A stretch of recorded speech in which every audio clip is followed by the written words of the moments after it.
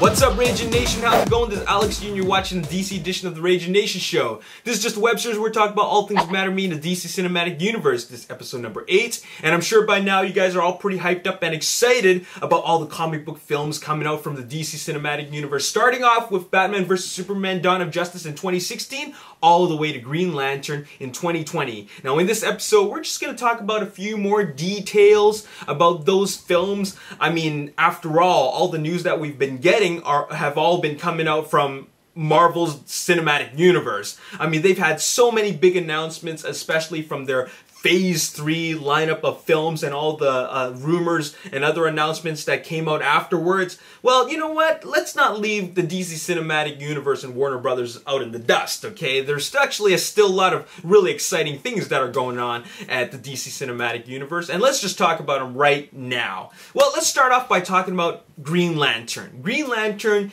is the film that comes out the furthest away, all the way in 2020, but the big question is, how are they gonna portray Green Lantern in 2020? I mean, the last Green Lantern was in 2011, not that far away, only 3 years ago, and that one was played by Ryan Reynolds, and he played the Hal Jordan version of the Green Lantern character.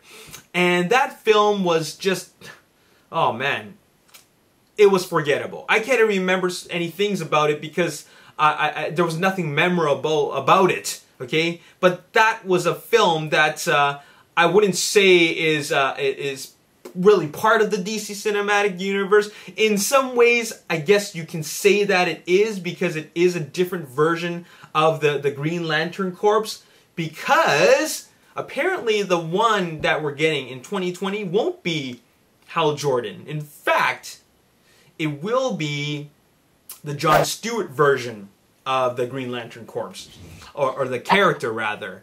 And this is where diversity comes in, because they're bringing in an African-American superhero, which is something that we haven't seen a lot of. I mean, sure, there was Blade played by Wesley Snipes, but he wasn't actually part of the Marvel Cinematic Universe. Their first answer to that will be Chadwick Boseman playing Black Panther. The big question is, will it really be considered a reboot, or will it be another version, or rather another, you know, alternate parallel universe? Because they can still keep what happened before, back in the 2011 Green Lantern. You know what I'm saying? They can still keep that, because it's not exactly the same character, as long as they don't fight Hector Hammond again.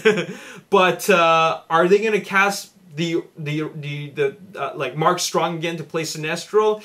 Most likely not. I mean, the Green Lantern universe is actually very vast, so they can do a whole lot of things. But the main thing that you got to know right now is that the Green Lantern we're going to be seeing will be the Jon Stewart version. Okay? So moving on, let's talk about Batman vs. Superman Dawn of Justice. And there's been a lot of news about Batman vs. Superman Dawn of Justice, because they're still shooting right now. Zack Snyder has been shooting. He's actually been shooting for a very long time.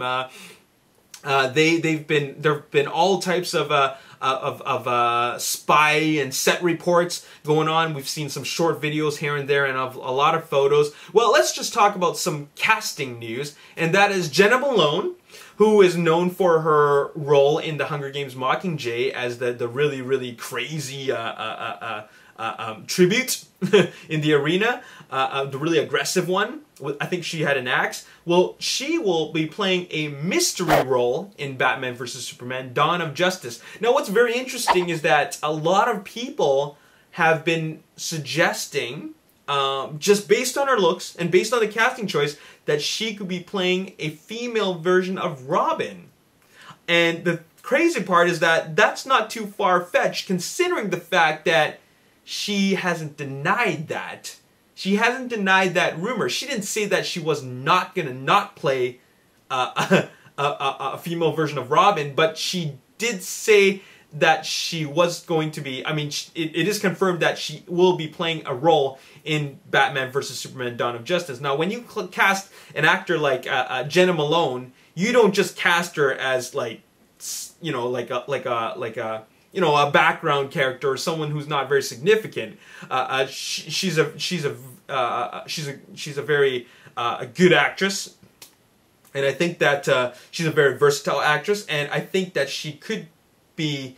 I mean, if she was given the role officially as a female Robin, I think she would really do the character justice.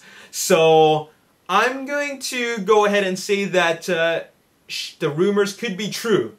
And I'm leaning towards that she's going to be playing a female Robin, considering that she didn't deny it.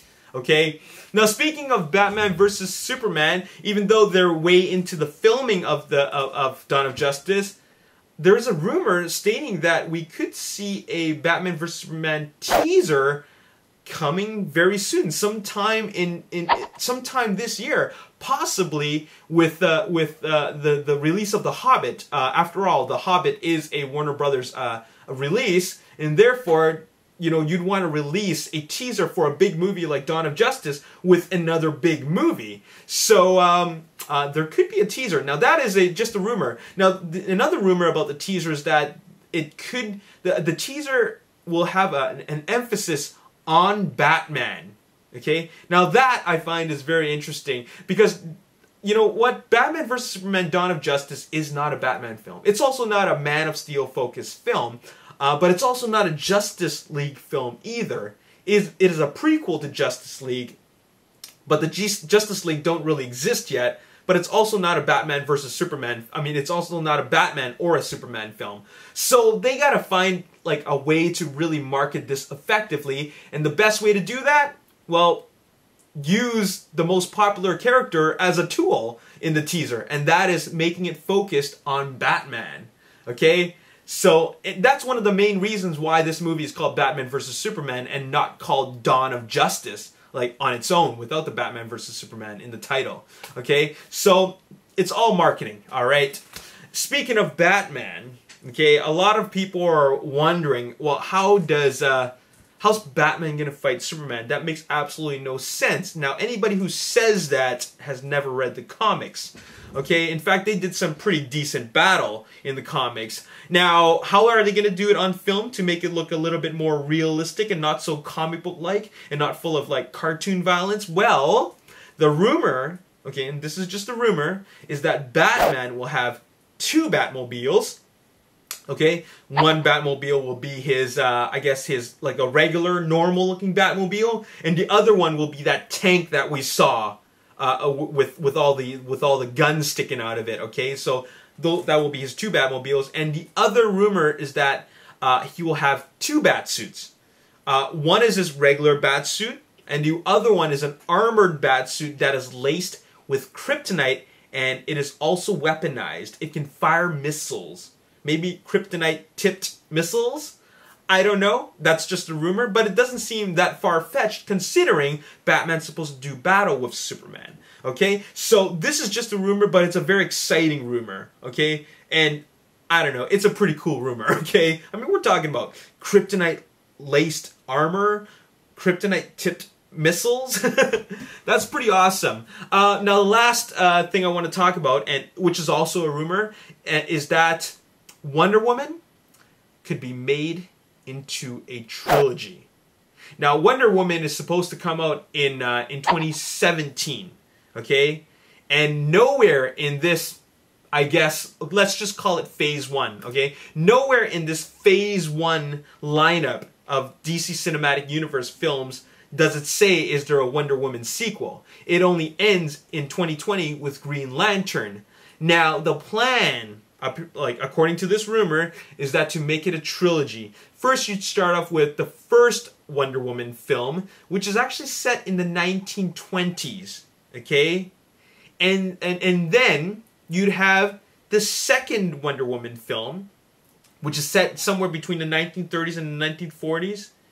And then the last Wonder Woman film, which will be, I guess, Wonder Woman 3, will be set in present day, okay? So the first 2 Wonder Woman films will not be, I mean, sure, they're part of the DC Cinematic Universe, but they're prequels, okay? They'll be disconnected from the current and present storyline. It is until they get to Wonder Woman 3 where everything will seem relevant, Okay? Now, what's really interesting about this approach is that looks like, you know, considering DC or Warner Brothers is starting a bit late into the comic book game, looks like DC Cinematic Universe is taking another play from the Marvel playbook, because this really reminds me of Captain America: The First Avenger.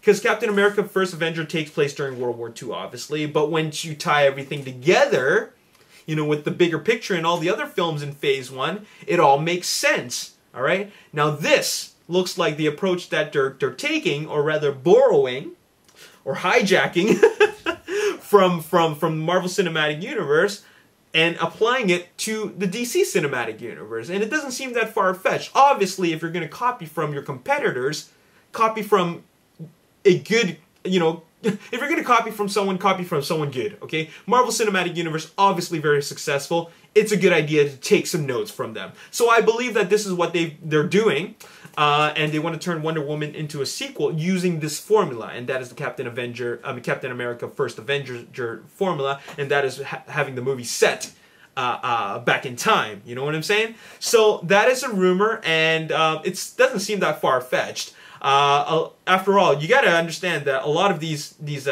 actors who are playing these lead roles have signed multi-picture deals, okay? So that means that we're not just going to see them in their title film in Justice League, we're going to see them in more films. And once again, this is definitely a playbook from Disney, from the Marvel Cinematic Universe. The Marvel Cinematic Universe set the standard for this shared universe type of filmmaking and storytelling. Everybody seems to be doing that now.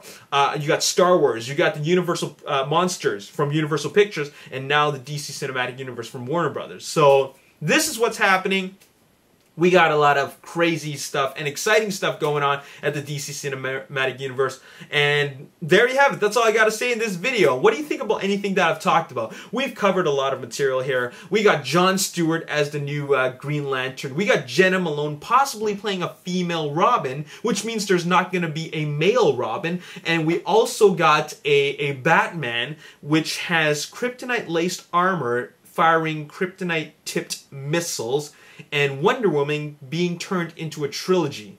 How do you guys feel about that? Let me know in the comment section below. As always, if you enjoyed this video, hit the like button, subscribe to the YouTube channel, like me on Facebook, The Ragin Nation. Also follow me on Twitter, @RaginNation. My name is Alex. Thanks for watching. I'll see you next time. Peace. Distinction, and he shot it using a state-of-the-art IMAX 3D camera. And now here's J.J. Abrams shooting only one single sequence for